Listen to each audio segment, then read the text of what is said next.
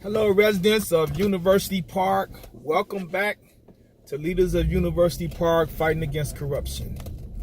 All right, it's been a while since I've spoke with you all. Hope you all are having a nice summer. There's some things that I want to go over that I feel need to be discussed that's going on in our community.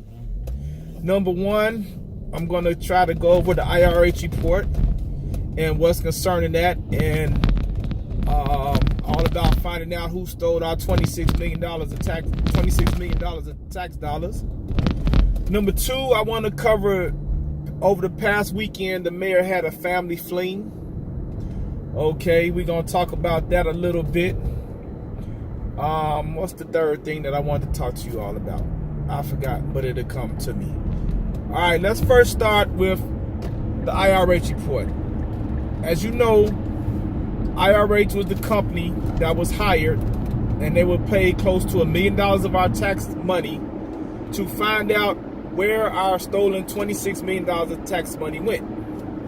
Who's responsible for these wire transfers and things like that. Okay, it's been a long time. They recently came out with a report. To my understanding, the mayor does not want residents to see the report. So my question is, why? We paid for the report. Why can't we have an open forum, go over the report, and figure out what's going on or what went on with our tax dollars? I find that kind of suspicious and strange myself, because if everything is squeaky clean with your administration, Mayor Covington, why not shed a report? So, for those who know Mildred Morgan, she's an advocate in our community, has been for a long time. She filed through the Freedom of Information Act a request for the IRH report. She was getting a runaround, as you well know, because the mayor don't want the report to come out. So they were dragging their feet on giving her the report. So she filed a claim with Lisa Madigan's office to get the report. Recently, she was sent through email 40 pages of the report. Now, to my understanding, the report is thousands of documents, thousands of pages or whatever. But she was only sent 40 pages. Who chose to give her these particular 40 pages? And that's not what we want. And Ms. Mildred is not accepting that. We want the whole report. I don't care how you give it to us. We got to pay for each copy. We going to pay. We want the report. We want to see what these corrupt elected officials under the administration of Mayor Vivian Covington did last 2 terms with our money, and why our village is in disarray. All right, so we want the report. We're going to get the report. It's going to take a little time probably, but we're going to get it. Sorry if the camera keeps shaking. I'm hitting bumps. So we want you all to know that we're working on trying to get the full report so we can understand what's went on with our money. All right, now we're going to go over this over the weekend, this family fling that the mayor gave.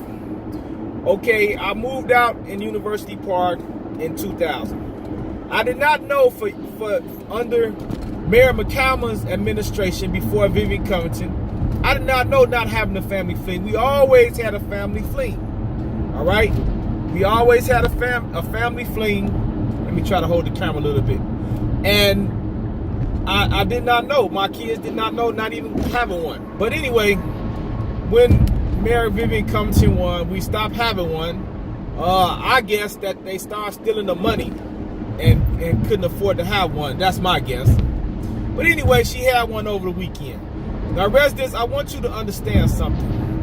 When you're talking about politics in America and politicians, understand this. And I want you to remember this word. It's all about timing with politicians and what they do. Okay, as you know, so they have 4-year terms. They don't do nothing for the first 3 years. You understand? The last year, election year, then they want to do something. Like now, it's the election year. All of a sudden, Mayor Covington wants to have a family fling. Now, where did they get the money from? Maybe since the FBI is investigating our village, and the residents are now woke and starting to question these corrupt politicians, that they decided to stop stealing, so maybe we got a little money to have a family fling. Or maybe because it's election year and she want to buy votes. Well, let me tell you this. One day a family fling is not going to buy my vote, and it shouldn't buy yours either. All right? You don't give me one day of food and fun off my tax dollars. I'm paying for it anyway, and I'm supposed to forget about $26 million of my tax dollars being stolen. I continue to drive around the village. Streets are still tore up raggedy. Under the administration of Mayor McCallum, the whole village got paved. Okay? New pavement. Not patching up potholes. We got new pavement. But under this administration, the 2 terms she's been in, the village has not got repaved. So just so you'll know that. Alright, we don't have a full police force still. Okay, just so you know that. We're working with a skeleton crew in public works, so you'll know that. Now, you, Mayor Covington, you want to give a family fling.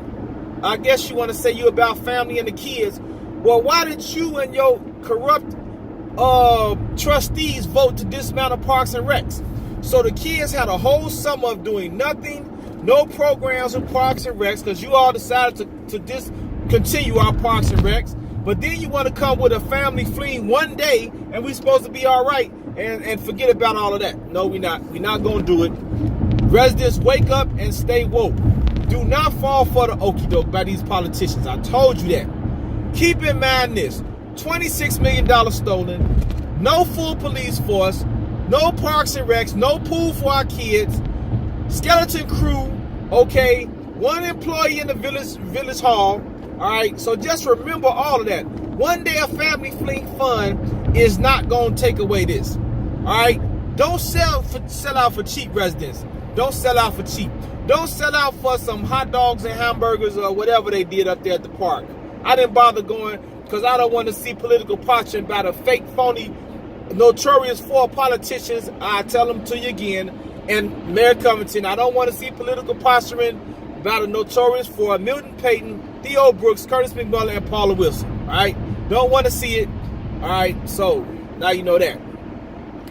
What I'm trying to think of this third thing that I have for you. I really am. I can't believe I forgot it. Just give me 1 second.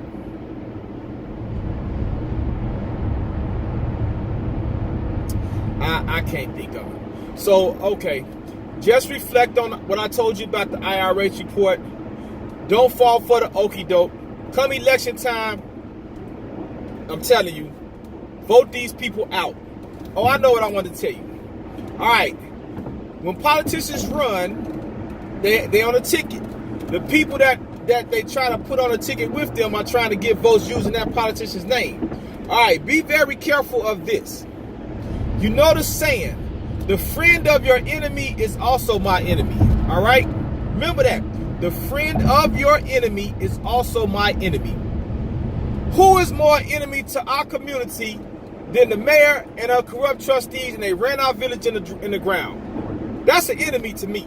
I know what I wanted to say. The taxes. Most of you all got your assessment. Taxes, the assessment went up. How can my assessed value of my house go up when I can't even sell it for the market price that you're assessing it for? So I advise everybody to appeal your taxes on the assessment. So now, they went up on the assessments. They went up 4.99% because the village hall voted to borrow for the tips, and we got to pay that back. So our taxes steady going up. We don't have nothing. No pay street, no full police force, no stores, no nothing, but the taxes are steady rising. Oh yeah, I hear that they're going to try to close Coretta Scott King, the school, this is what I'm hearing, and build 2 new schools in Moni and Crete. I don't know where exactly, but your taxes going to rise because of that too, okay? Like they did when they built the high school. So what are they trying to do, tax us out of our community? Did the mayor sell us out for something that we can't see? Because it sounds like that to me.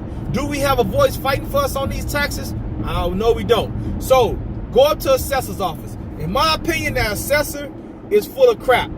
But you got to go to her first before you can go file a petition. I'm going to go to her, and I'm going to say, hey, your credibility is nothing. Because she told me when I went to her and tried to persuade me from not filing an appeal that my taxes wasn't going to go up because we went over these comparables and all that. My taxes still went up. So her credibility is shot with me. I'm going to go up there. I'm going to Go through the formalities of talking to her, but let her know I don't trust you. I'm just doing this as a formality. Then I'm going to Joliet and file my appeal for the taxes. I advise you to do the same. Don't fall for the okie doke from this assessor, because to me, she working for the system against us as residents. That's just my opinion. Now, back to this. The friend of your enemy is also your enemy. Watch the tickets. When election time comes, watch the tickets. Watch who runs on what ticket with who. Let me tell you this. We already know we want a new mayor, so we're not even going to deal with that. We got to vote her out of here. Watch the people who run on her ticket. The friend of your enemy is also your enemy.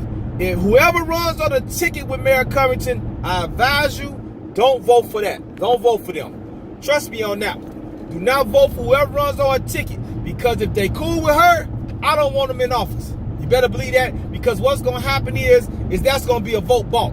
Okay? That's a vote bought, like Theo Brooks and Curtis McMullen. I hear she helped them pay for that campaign, bought that vote before the election, right?